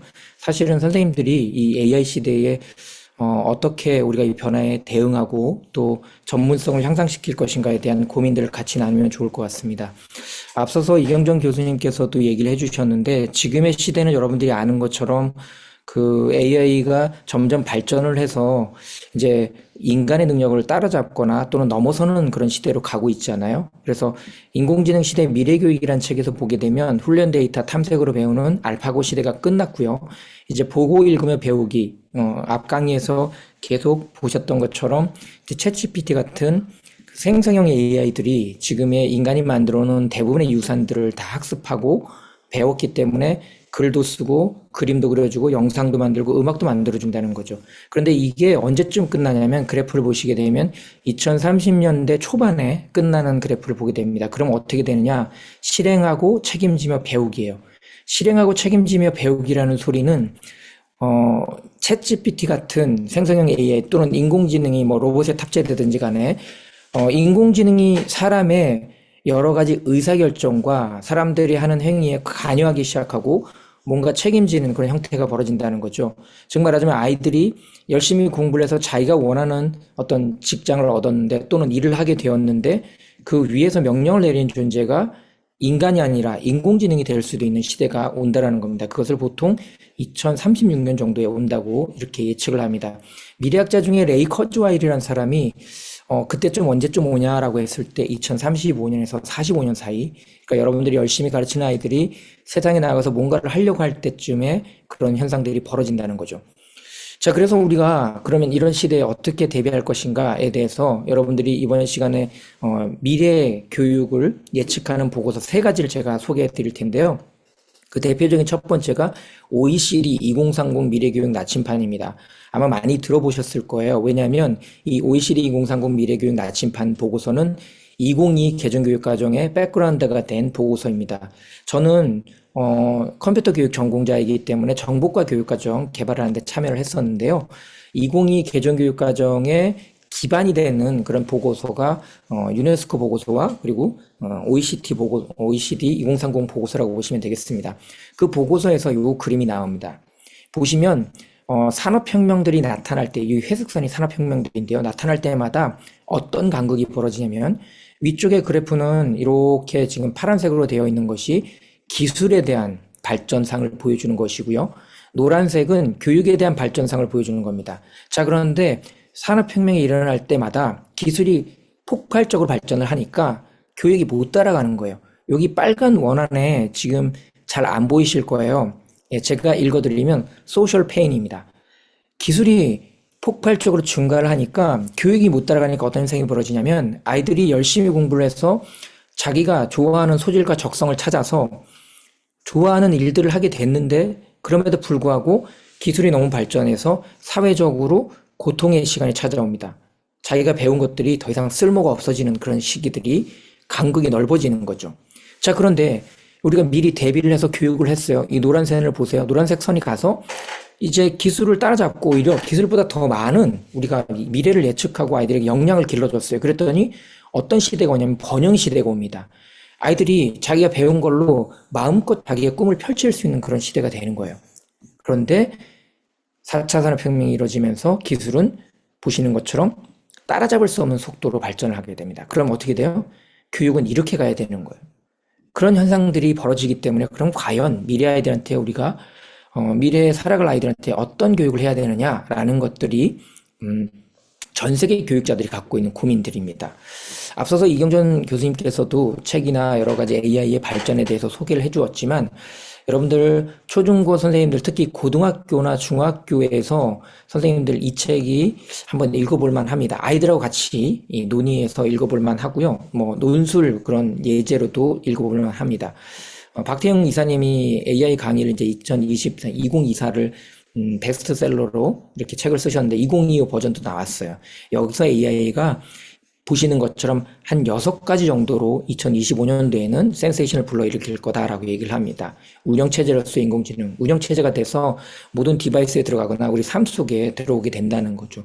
맥락 인터페이스, 인간이 이해하는 맥락 형태로 우리가 말을 한다는 거죠. 좀 전에 이경준 교수님이 막 이렇게 사람처럼 대화를 했는데 알아듣고 AI가 답변을 주잖아요. 그래서 사람의 질문들과 맥락을 이해하기 시작한다는 거예요. 그리고 파트너스로의 인공지능, 이게 소위 말하는 AI 디지털 교과서 또는 AI 보조교사 또는 에듀테크를 이용한 교육의 시스템을 만드는 것. 그래서 파트너스로 인공지능을 이용하게 되고요. 그다음에 단순히 글만 이해하는 것이 아니라 그림, 뭐 영상 이런 것들을 다각도로 멀티모델로 받아들이고 표현할 수 있게 되고, 그리고 점점 저렴하게 되고 빠르게 되고 작게 된다라는 거예요.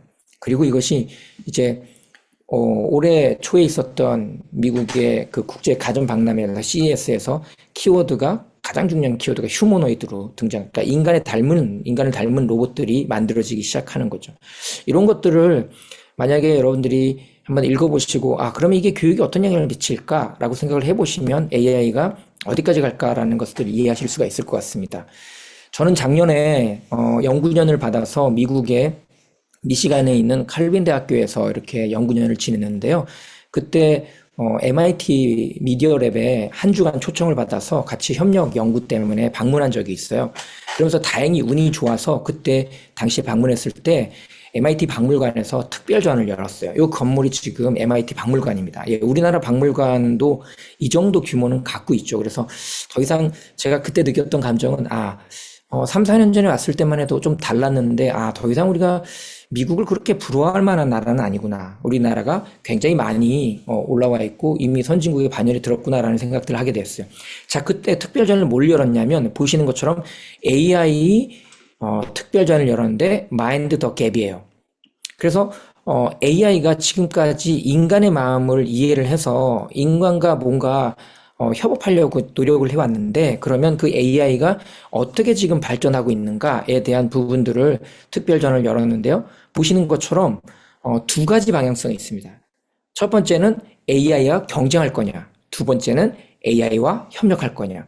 앞쪽에 이경정 교수님이 설명하신 것처럼 AI와 협력을 어떻게 할 수 있는가, 인간의 지능을 어떻게 증강할 수 있는가에 대한 질문을 던지는 거예요. 그런데 이 질문을 아이들은 직접적으로 자기의 직업 영역이나 진로 영역이나 삶의 영역에서 듣게 된다는 거죠. 그래서 AI와 경쟁을 할 거냐 아니면 협력을 할 거냐에 대한 직접적인 질문에 대답을 하고 그것을 할 수 있는 아이들을 길러줘야 된다는 겁니다. 그래서 최근에 2025년도에 AI의 기술 중에서 교육에 가장 큰 영향을 미칠 기술은 저는 에이전트 기술이라고 생각해요. 지금 보시는 것처럼 에이전트 기술은 아시는 것처럼 여러분들 페이퍼를 쓸 때에 연구 보고서 같은 거 쓰시잖아요. 지금 선도학교나 연구학교 하시는 분들 계시죠. 가장 힘든 게 뭡니까? 저희가 컨퍼런스를 열어보면요. 교사 대상 컨퍼런스를 열어보면 아이들한테 그 가르치는 거 사실 선생님들이 열정이 있으면 가능하대요. 그런데 제일 어려운 게 보면 교육부나 교육청에서 요구하시는 연구 보고서 써내는 거래요. 결과 보고서 써내는 거. 예. 많은 분들이 동의하실 텐데 그 연구 보고서를 이제 에이전트한테 시킬 수 있는 거죠. 챗GPT 좀 전에 시범 보여주셨는데 챗GPT의 하이 버전들을 만들 수가 있어요. 그래서 하나의 챗GPT를 쓰는 게 아니라 챗GPT한테 에이전트들을 만들어서 하위의 챗GPT를 한 5개 만들어서 너는 자료조사해와 너는 우리 학교에서 이런 주제로 하는데 이 주제가 혹시 부족한 부분이 있으면 검토해줘. 그 다음에 자료조사한 거와 이거 2개 합쳐서 그 다음에 어떤 프로그램을 만들기 있으면 좋은지 네가 만들어줘. 그 만든 거를 계획서를 짜줘. 그리고 나서 이거를 전체 결과 보고서나 우리가 이런 효과가 있었는데 분석해주고 결과 보고서를 엮어줘.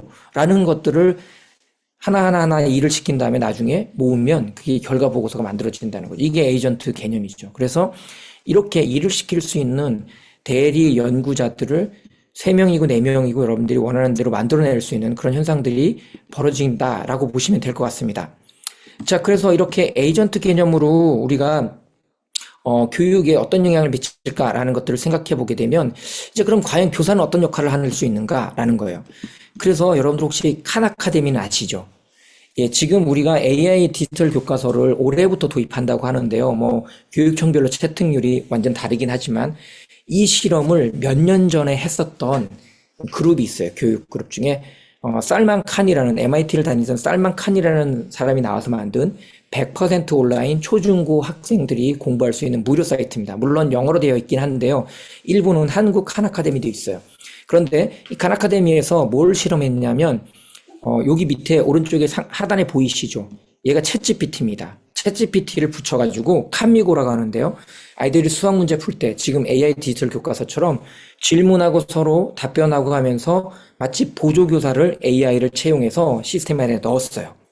그리고 그 실험 결과를 얼마 전에 작년 말에 제가 미국에 있을 때 출간한 걸 봤어요. 그런데 작년 말에 이 책이 출간됐는데 올해 초에 한국어로 번역돼서 나왔습니다. 한국어로 번역된 책이에요.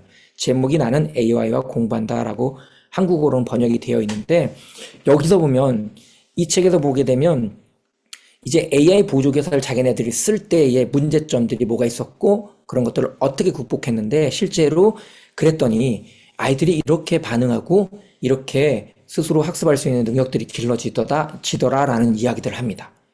그러면서 이 책에서는 이 친구는 온라인 학교를 만들었기 때문에 이 기술을 이용해서 교육을 혁신하려고 하는 친구예요. 짤막하는. 그래서 이 책에서는 되게 긍정적인 이야기들 많이 써져 있습니다. 물론 우리가 비판적으로 바라봐야 되지만 앞으로 우리가 AI 디지털 교과서를 적용하면 이런 현상이 벌어지겠구나라는 것들을 미리 한번 탐색해 볼 수 있어요. 그리고 어떤 점을 나는 주의해야겠구나라는 것들을 아실 수가 있습니다. 그래서 여러분들 한번 나중에 기회가 되시면 스터디 하시기를 좀 권해드리고요. 이런 책들을 보게 되면 굉장히 긍정적으로 얘기를 합니다. 그러면 우리는 과연 교실 수업에서 어떤 역할을 해야 될까? 왜냐하면 지금까지 우리가 했었던 교사의 역할들은요, 어떤 역할들을 했냐면 주로 이런 역할들을 했어요. 여러분들 혹시 수업 시간에 수업이 가장 잘 되는 때가 언제십니까? 혹시 여러분들 수업할 때 아이들이 막 집중하고 눈이 반짝반짝거리고요. 막 그러면서 아이들이 막 교실이 막 쥐죽은 듯이 조용해져요. 그리고 선생님 말 한마디도 놓치지 않으려고 했었던 적 혹시 경험하셨습니까? 1년에 몇 번 정도 경험하셨습니까, 혹시? 제가 지금 이렇게 화면이 보이는데 혹시 카메라를 켜셨거나 채팅해서 올리실 수 있는 분들은 나 그런 수업 진짜 1년에 몇 번 정도 해봤다. 채팅창에 올려주십시오. 제가 시간이 없어서 지금 이런 활동들을 많이 못하는데요. 원래 이런 채팅 온라인 수업할 때는 이런 채팅을 통해서 이제 상호작용도 많이 하는 게 사실은 굉장히 좋죠. 혹시 여러분들 이런 수업을 1년에 몇 번 정도 경험하십니까? 막 이렇게 눈이 반짝반짝거리는 그런 수업이 있잖아요. 예. 혹시 제가 이렇게 오프라인 수업이나 온라인 수업에서 질문을 해보면 한번 두 번, 세 번 뭐 이렇게 답이 나와요. 그런데 일주일에 한두 번. 우와, 한석근 선생님은 대단하시네요. 일주일에 한두 번은 우리 아이들을 집중시킬 수 있다는 겁니다. 와, 대단하죠. 저는 한 달에 몇 번, 뭐 1년에 몇 번, 뭐 이렇게 손에 셌던 것 같아요. 그런데 그때 아이들이 어떤 현상이 일어나냐면 선생님이 재미있는 얘기를 해주고 선생님이 내가 배우고 싶은 얘기를 한다는 거예요. 이게 두 가지가 뭐냐면 교육이 가장 잘 될 때가 재미있을 때와 유의미할 때입니다. 오슈벨의 유의미 학습 이론이 일어날 때가 바로 내가 궁금했고 알고 싶은 걸 선생님이 얘기해 줄 때입니다. 그런데 그걸 하는 가장 좋은 방법이 있었어요. 뭐냐면 전문가라고 하는 선생님들이 내가 알고 있는 지식들을 아이들한테 재미있게 전달할 때 그게 가능했거든요. 그게 산업혁명이 일어나면서 우리가 했었던 방법이에요. 이게 교사들의 역할이었어요. 지식 전달의 탑다운 방법이었단 말이죠. 그런데 그런 이 인간 지식자들, 인간 교사들이 했던 역할들을 따로 할 수 있는 인간과 비슷한 존재가 나타나기 시작했어요. 그래서 그 교육을 통해서 우리가 바꾸고자 하는 게 뭐냐라고 했을 때 또는 전달하고자 하는 게 뭐냐 했을 때 많은 교육학자들이 얘기합니다. 교육의 목적이 뭐냐라고 했을 때 결국은 제가 들여다보니까 교육의 목적은 이 두 가지로 결정되는 것 같아요. 특히 공교육의 목적은요. 혹시 동의하시면 동의 이렇게 써주세요. 첫 번째 목적은 뭐냐면 내가 교육을 했는데 아이들이 그걸 배우고 싶어서 배워서 마음속에서 우와 나 선생님 얘기하는 거 되게 궁금했는데 우와 마음속에서 우와 나 저거 배웠어. 앞으로 한번 해봐야지라는 마음속에 배움에 대한 열정과 동기를 불러일으키는 거예요. 이걸 다른 말로 하면 내적 동기라고 얘기를 합니다. 이게 첫 번째 목적이에요. 그래서 아이들이 뭔가 자기가 배우고 싶은 것들을 소질과 적성을 찾아서 정말 공부할 수 있는 힘을 길러주는 것. 이게 첫 번째 목적인 것 같아요. 두 번째 목적은요. 그렇게 열심히 공부했는데 초중고 12년 동안 열심히 공부했는데 유치원까지 합치면 더 많죠. 열심히 공부했는데 내가 이 공부한 것들 가지고 나중에 내가 원하는 진로와 직업을 선택할 수 있는 능력이 생긴 거예요. 우와, 나 이거 공부하다 보니까 고등학교 때까지 공부했는데 나중에 이쪽으로 직업을 얻어야지. 나중에 이쪽으로 진로를 선정하고 싶어. 그래서 그런 일들을 해보고 싶어라는 그런 능력이 생긴 거예요. 진로 직업에 대한 그런 자기의 열정과 소질을 찾아낸 거죠. 이게 저는 공교육의 목적 두 가지라고 생각합니다. 혹시 어떻게 선생님들 동의가 되십니까? 동의가 되시면 이렇게 동그라미로 손을 표기해 주시고요. 동의. 예, 서문권 선생님 감사합니다. 그러면 이거를 우리가 지금까지 해왔는데 이걸 우리가 혼자 하는 게 아니라 같이 교실에서 뭔가를 할 수 있는 그런 비슷한 존재가 생겼다고 생각해 보세요. 그럼 그걸 우리가 어떻게 이용할 것인가가 여러분들의 관건이에요. 그게 교사의 앞으로의 미래 교사의 길이 될 거예요. 그런데 우리나라는 이 길을 실천하기에 너무나 어려운 산이 하나가 있어요. 그 뭔지 아시죠? 초중고 교육 선생님들하고 교육의 미래에 대해서 항상 논의하면 마지막 결론은 입시를 바꿔야 된다라고 결정이 됩니다. 자, 그런데 입시는 제도적으로 바꿔야 돼요. 그러니까 정치의 영역이죠. 그러면 우리가 정치의 영역이기 때문에 우리가 할 수 없어 라고 탓할 수만은 없잖아요. 그러면 지금의 내가 교사 입장에서 해야 되는 역할은 무엇인가라는 것들을 찾아냈으면 좋겠어요. 저는 그래서 제가 찾은 게 저는 15년 정도 교사를 했고요. 지금 이제 대학으로 옮겨 간 지 이제 11년 차인데 그러면 제가 20년 넘게 대한민국에서 교사로 살았잖아요. 그리고 제 두 아이들이 대한민국에서 이 아이들을 양육하면서 이 친구들이 제 이제 둘째 딸이 막내가 대학교 2학년이에요. 그러니까 이 친구들을 한국에서 대학교를 보내다 보니까 교육학자로서 가지고 있던 어떤 이상과 비전 이런 것들이 무너지기도 했고요. 또 어떤 부분에서는 살리기도 했어요. 왜냐하면 대표적으로 저희 두 아이가 너무 성향이 달라요. 여러분들도 교실 안에서 만나는 아이들의 성향이 다 다르잖아요. 어떤 아이들은 굉장히 활발하고 어떤 아이들은 굉장히 온순하면서 차분하고 그런데 그 아이들을 한 교실 안에서 내가 담당해서 교육을 하다 보니까 어려운 거예요. 그리고 그 친구들 하나하나 다 터치하기가 단위 시간 안에 초등학교 40분, 중고등학교 45분 수업 안에 다 하기가 너무 힘들잖아요. 그런데 나를 도와줄 보조교사가 한 명이 들어온다고 한다면 이게 한 명이라고 하면 안 됩니다. 인간이 아니기 때문에. 보조교사가 생긴다고 한다면 블룸이 꿈꿨던 완전 학습을 이룰 수 있다라는 그런 미래 교육자들이 꿈을 꾸고 있어요. 예전까지는 잘 안 됐던 것 같아요. 그런데 이제 그 시도를 하고 있는 상황이라고 보시면 될 것 같아요. 그래서 블룸이 꿈꿨던 완전 학습은요, 아이들한테 충분한 시간을 주었을 때, 각자에게 속도에 따라서, 각자의 양에 따라서 충분한 시간이 주어질 때, 아이들은 완전하게 학습 목표를 도달할 수 있다라는 가정이죠. 그런데 그게 단위 시간 안에 안 됐는데, 이제 아이들이 스스로 공부할 수 있는 시간과 방법과 여건을 허락한다면, 그것이 디지털 환경에서 가능하다면, 또는 디지털 도구를 이용해서 가능하다면, 그 길을 우리가 열어줄 수 있지 않을까라는 기대를 하게 됩니다. 여기에 기름을 끼얹은 게 AI죠. 마크 프렌스키라는 사람 혹시 아십니까? 이 책을 지은 사람이에요. 마크 프렌스키는 여러분들이 알고 있는 디지털 리터러시라는 용어를 처음 만든 사람이에요. 이 사람은 되게 급진적인 디지털 교육자입니다. 세상에 없던 아이들이 온다라는 책을 썼어요. 이 사람이 뭐라고 얘기하냐면 이제 앞으로 아이들이 청소년들이 살아갈 공간, 믿는 것, 세상에 대한 인식, 가치관 다 변한다는 거예요. 그럴 때 아이들한테 필요한 게 뭐냐? 이 사람은 두 가지를 얘기합니다. 한국어로 번역되어 있는데 학습이라고 되어 있고 이 학습은 자기주도성이에요. 2022 개정교육과정에 백그라운드 됐던 스튜던트 에이전시라는 개념이에요. 우리말로는 자기주도성, 자기주체성. 그리고 두 번째 기량. 우리말로는 가장 비슷한 게 역량이에요. 여기서 마크 프렌스키는 뭐라고 하냐면 아이들에게 그걸 할 수 있는 힘을 길러주는데 그 역량을 길러줄 때 태도, 끈기, 끝까지 추구하는 능력까지 길러줘야 된다라고 얘기를 합니다. 그러면서 아이들한테 그걸 찾아줄 수 있는 가장 좋은 방법이 뭐냐라고 했을 때 여러분들 혹시 교육이 아이들한테 정말 유의미하려면 어떻게 하면 되는지 아십니까? 경험하게 하는 겁니다. 그런데 직접 경험이 교실 안에서 다 안 되니까 어떻게 해야 돼요? 간접 경험을 시켜주는 거죠. 그 간접 경험을 할 수 있는 가장 좋은 방법은 뭡니까? 혹시 우리 국어 선생님 계세요? 예, 독서교육입니다. 돌고 돌아서 독서교육이죠. 독서교육과 더불어서 또 한 가지 방법이 생겼어요. 디지털 환경에서 간접 체험을 할 수 있어요. 시공간을 넘나들 수 있고요. 아이들한테 미국이나 영국이나 유럽이나 동남아시아나 우리가 가보고 싶은 나라를 방문하게 할 수 있고요.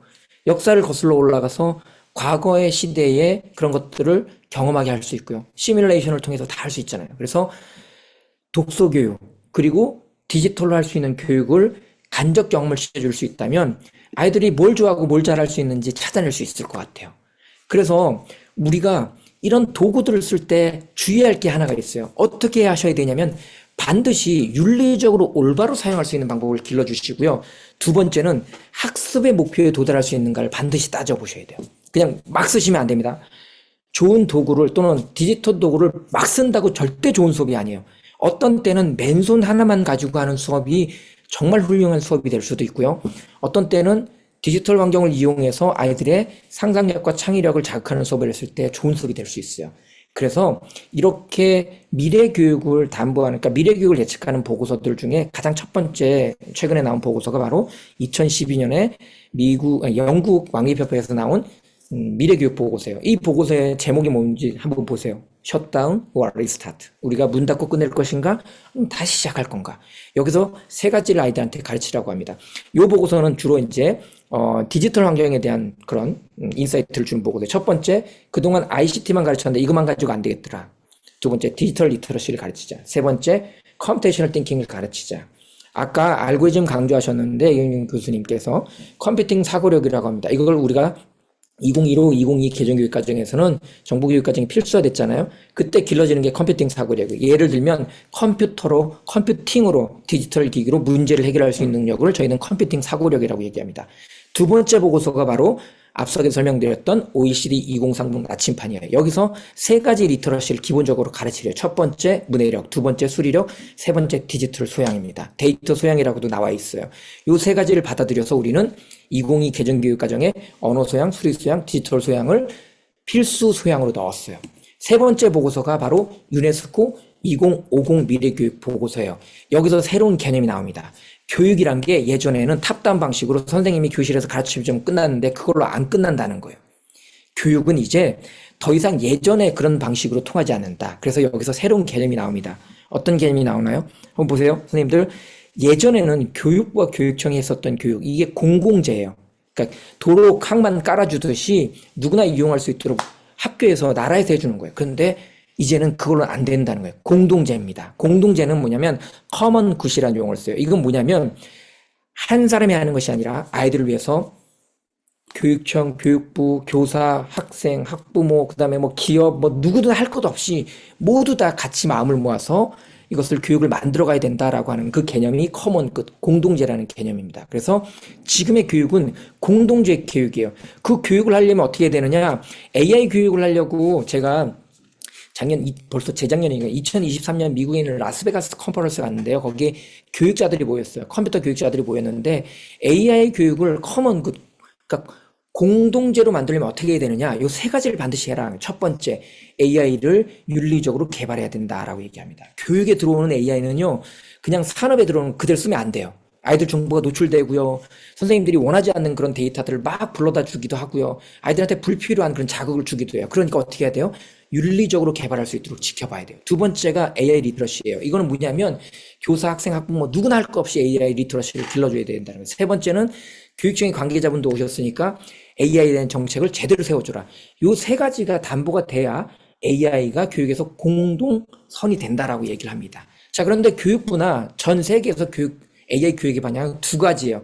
지금까지 여러분들이 앞쪽에서 배웠던 것들은 AI의 원리에 대해서 배우는 거예요. 이게 about AI예요. 이건 주로 어디서 가르치면 정보교육에서 많이 가르쳐요. 그래서 정보교육과에서 배운 거를 다른 교육과에서 적용할 수 있어요. 두 번째는 with AI예요. with AI는 다른 말로 AI 디지털 교과서 또는 에듀테크를 이용한 교육을 쓰는 거예요.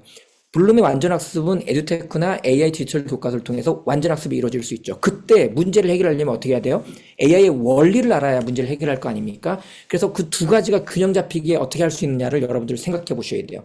만약에 에듀테크를 이용한다고 한다면 이 보고서 한번 보시면 좋아요. 작년 말에 나온 보고서인데요. IST라고 해서 이 에듀테크 관련돼서 또는 기술에 관련돼서 교육에 적용하는 가장 글로벌한 컨퍼런스 중에 하나인데요. 보고서가 나왔어요. 저는 참여하지 못하고 보고서를 참조했는데요. 여기서 미국에서 쓰고 있는 40개의 가장 많이 쓰이는 에듀테크 도구가 뭐냐 검색을 하고 평가를 한 다음에 제시를 해줬어요.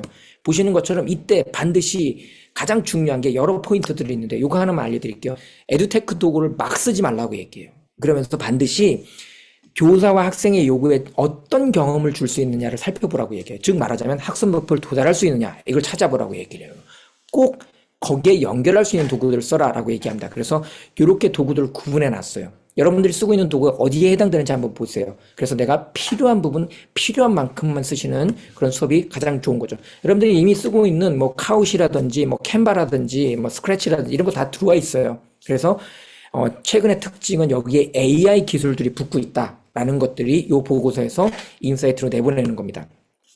그리고 여러분들이 AI를 쓰실 때에 교육에 도입할 때 또는 학교 선생님들하고 논의할 때 혹시 그러면 단점은 없는가, 장점만 있는가 하실 때 이 보고서 보면 좋아요. 작년 말에 나온 건데 캐리스에서 나왔어요. 다 오픈돼 있습니다. AI를 도입할 때 장점과 단점 그리고 시사점 다 나와 있습니다. 여러분들이 머릿속에 생각하시는 좋은 점과 그리고 유의할 점 이런 것들이 정리가 싹 되어 있어요. 그래서 한번 보시고 여러분들의 논리를 한번 세워보세요. 아, 나는 AI가 이래서 난 쓸 거야. 아, 이런 부분들은 주의해서 써야 돼 라는 것들을 찾아낼 수가 있다는 거죠. 자, 그러면 우리가 결국은 이 아이들한테 길러줘야 되는 게 AI 보조교사를 이용해서 지식 전달은 같이 코어웍을 통해서 전달해줘요. 그럼 결국은 아이들한테 뭘 길러줘야 되는가라고 했을 때 이 두 가지. 최근에 조나선 헤이트가 쓴 책 중에 불안세대라는 책이 있어요. 제목이 불안세대예요. 아이들이 SNS에 빠져서 마음이 무너지고 그리고 정신적으로 굉장히 피폐해지고 있다라는. 그래서 조나선은 아예 초중학생들한테 SNS를 금지시키는 법을 만들자라고 제안을 해요. 이 책에서는. 그런데 이 책에서 이제 뒤쪽에 결론이 나는데 약간 이제 허무한 결론들이 나오긴 하는데요. 우리나라에서 적용할 만한 것들 제가 두 가지를 한번 꼽아봤어요. 첫 번째는 아이들한테 마인드셋 교육해 주는 거예요. 아, AI가 만능은 아니야. 쓸 때 자기 정체성을 가지고 아무리 AI가 뭔가 잘 해결해 줘도 네가 결정해야 돼. 그러니까 인간의 존엄성, 정체성, 자기주도성 교육을 해줘야 된다는 거죠. 두 번째는 AI를 잘 쓸 수 있도록 AI에 대한 리터러시, AI에 대한 문제 해결력 교육, 창의성 교육을 해주는 게 필요한 것 같아요. 그래서 여러분들이 한번 이런 책들을 읽으시고 만약에 전북에서 이런 스터디를 하시면 그래서 커뮤니티가 만들어진다면 이런 것들을 통해서 여러분들의 제대로 된 AI 교육을 할 것 같아요. 그래서 제가 최근에 새로운 개념을 하나 개발해서 전파하고 있어요. 그러면 AI를 우리가 이용할 때 어떻게 해야 되는가? 여러분들 최근에 여러분들의 백그라운드가 되는 교육학이 바로 구성주의죠. 근데 이 구성주의가 AI와 결합되게 되면 AI와 함께 공부하는 구성주의가 나와요. 그러니까 아이들이 궁금한 거 있으면 1차적으로 AI한테 물어보고 비판적으로 받아들이고 이해한 다음에 해결이 안 되면 선생님하고 같이 해결하는 그런 형태가 벌어진다는 거죠. 이걸 저는 확장된 구성주의라고 부릅니다. 나중에 이 부분에 대해서는 또 기회가 생기면 다시 설명을 드리도록 하겠습니다. 어쨌든 AI를 이용해서 구성주의를 확장하는 그런 시대가 되었다라고 우리가 이해할 수가 있겠어요. 그래서 인공지능에 대한 교육을 글로벌하게 어떻게 하고 있는가 잠깐만 살펴보면 인공지능을 단순히 기능 교육하지 않아요. 이거 써보세요, 저거 써보세요 이렇게 하지 않고요. 이거 쓸 때 사고력을 어떻게 쓰게 하는가, 창의력을 어떻게 쓰게 하는가, 이걸 다른 말로 빅 아이디어 중심으로 가르칩니다. 그래서 AI4K12라는 사이트에 가보시면 그런 여러 가지 리소스들이 있고요. 여기 굉장히 좋아요. 최근에 Teach AI라는 사이트가 개발이 되었어요. 글로벌하게 여러 그룹들이 같이 묶여서 이 사이트를 개발하고 여기에다가 지금 AI 리터러시 개발하고 있어요. 프레임워크를. 그래서 내년에 그걸 전 세계 학생들한테 AI 리터러시 검사를 한번 진행해보고 필요한 부분들을 교육하겠다라고 비전을 발표하고 있어요. 나중에 이것도 저희가 리서치를 계속하고 있는데요. 기회가 되면 이런 부분들도 나중에 소개해 드릴게요. 그래서 이렇게 여러분들이 시선을 조금만 돌리시면 또는 스터디를 조금만 하시면 AI를 제대로 가르칠 수 있는 방법들을 찾아낼 수 있다라고 생각하시면 되겠습니다. 자, 그럼 오늘 결론입니다. 2분 남았는데 그러면 나는 지식 전달의 교사에서 어떤 교사로 변해야 될까라고 생각하시죠? 최근에 그 유네스코 2050 보고서에서 새로운 교직관이 나왔어요. 여러분들 교대 4대 다닐 때 교직관 3가지 배웠잖아요. 성직자관, 전문자관, 노동자관 배웠죠. 최근에 새로운 교직관이 하나 나왔어요. 그게 뭐냐면 지금 보시는 것처럼 혼자서 안 되니까 팀워크하고 협력적 직업관이라는 개념이 나옵니다. 협력적 직업관을 하려면 전문성을 향상할 수 있는 방법을 찾아야 돼요. 그리고 선생님들한테 자율성을 보장하는 방법을 찾아야 됩니다. 교육청에서 오신 관계자분들이 계신다면 선생님들한테 자율성을 드리세요. 그러면 우리나라 선생님들은 가장 뛰어나시기 때문에 스스로 자가 발전할 수 있는 방법을 찾을 거고요. 동료 선생님들하고 같이 커뮤니티를 만들게 됩니다. 그래서 그런 것들을 전문성 개발에 시간을 투자하게 되면 이게 협력적 지역관을 실천하는 가장 좋은 방법이에요. 스크래치를 만든 미첼 에스닉 교수님이 있어요. 우리나라에도 가끔 오는데 저도 MIT 방문해서 이제 여길 방문했는데 이분이 스크래치를 이용해서 창의성 교육을 10년 동안 하다 보니까 결국 느낀 게 뭐냐면 선생님들이 자신도 스스로 프로젝트를 해보고 옆에 있는 친구들하고 같이 한번 동료 교사들하고 손을 잡으라는 거예요.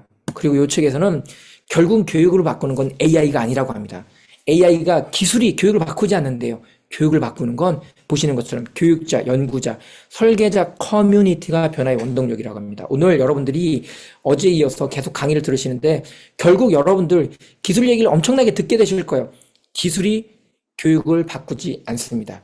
교육을 바꾸는 건 기술을 제대로 이해하고 교육 목표에 적정하게 쓸 수 있는 선생님들이 바꾸셔요. 근데 이게 한 번에 일어나지 않는데요. 보시는 것처럼 극적인 변화는 없대요. 그럼 어떻게 해야 돼요? 끝까지 될 때까지 지속적인 향상을 추구하는 긴 과정으로 생각하시는 겁니다. 그러니까 이 어렵고 힘든 길을 지치지 않고 가려면 어떻게 해야 된다고요? 예, 손을 잡으셔야 됩니다. 커뮤니티가 답입니다. 그래서 여러분들이 혹시 아이들의 행복한 미래를 꿈꾼다면 아이들이 AI를 지배받지 않는 그런 아이들을 길러내고 싶다면 여러분들이 옆에 있는 동료 선생님들하고 손을 잡고 함께 지혜롭게 이 AI 기술을 잘 사용하시기를 바랍니다. 예, 제 강의는 여기까지 하도록 하겠습니다. 감사합니다.